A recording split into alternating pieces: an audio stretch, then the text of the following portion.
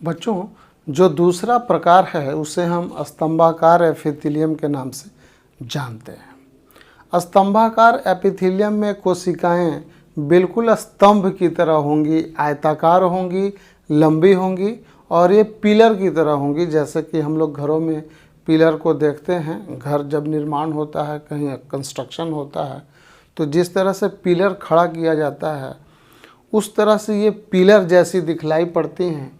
जब आप इसके फिगर में देखोगे बच्चों, तो कोशिकाएं जो हैं बिल्कुल आयताकार, लंबी होती हैं, टॉल होती हैं। टॉल का मतलब लंबा, यानी कोशिकाएं स्तंभाकार होती हैं। और इसमें केंद्रक जो होगा वह केंद्रक आधार की तरफ होगा। देखिए, सभी कोशिकाओं में जो केंद्रक है वो बीचों बीच नहीं है, वो बिल्कुल आधार की तरफ नीचे की ओर है और सभी कोशिकाएं आधार झिल्ली पर सजी होती हैं।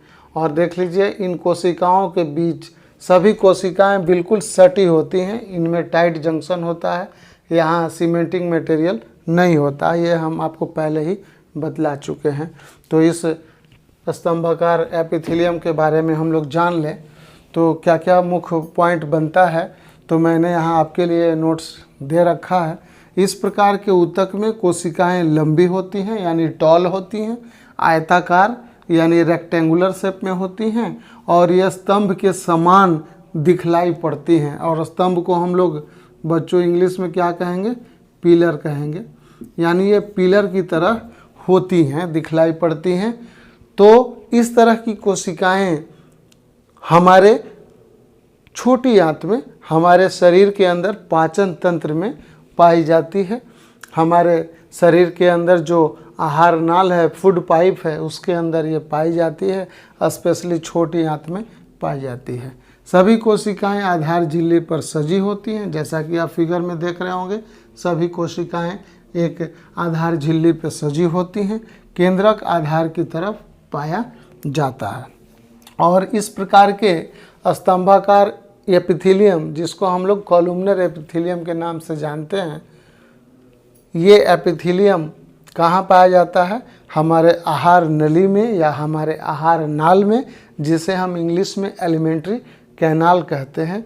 और स्पेशली ये हमारे छोटी आंत में पाया जाता है, जिसे हम स्मॉल इंटेस्टाइन के नाम से जानते हैं। जब आप 10 में पढ़ोगे, वहाँ पाचन तंत्र पढ़ाया जाएगा, तो आप जानोगे कि हमारे एलिमेंट्री कैनाल में जो आंत पाई जाती है वो दो तरह के होते हैं। एक स्मॉल इंटेस्टाइन और दूसरा होता है लार्ज इंटेस्टाइन, यानी छोटी आंत, और दूसरा होता है बड़ी आंत। तो ये छोटी आंत के भीतरी दीवारों में ये पाई जाती हैं।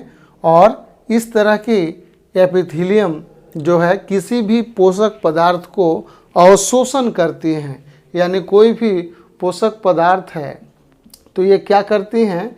ये अपने अंदर इसे अवशोषित कर लेती हैं।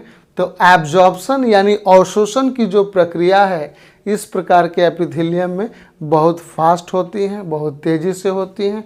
इस तरह से हमारे आहार नाल के अंदर छोटी आंत में ये पाया जाता है। क्योंकि बच्चों, जो भी हमारा पचा हुआ भोजन है, छोटी आंत में ही भोजन का संपूर्ण पाचन होता है। और जो भी हमारा पचा हुआ भोजन है वो यहाँ इसी एलिमेंट्री कैनाल में, छोटी आंत में उसका अवशोषण होता है। और अवशोषण होने के बाद वह हमारे कोशिकाओं में चली जाती हैं।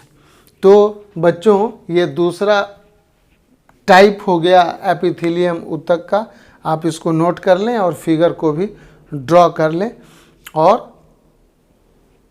इसको जल्दी से जल्दी लिख लीजिए। मुझे लगता है किसी तरह का कन्फ्यूज़न आपको नहीं होगा।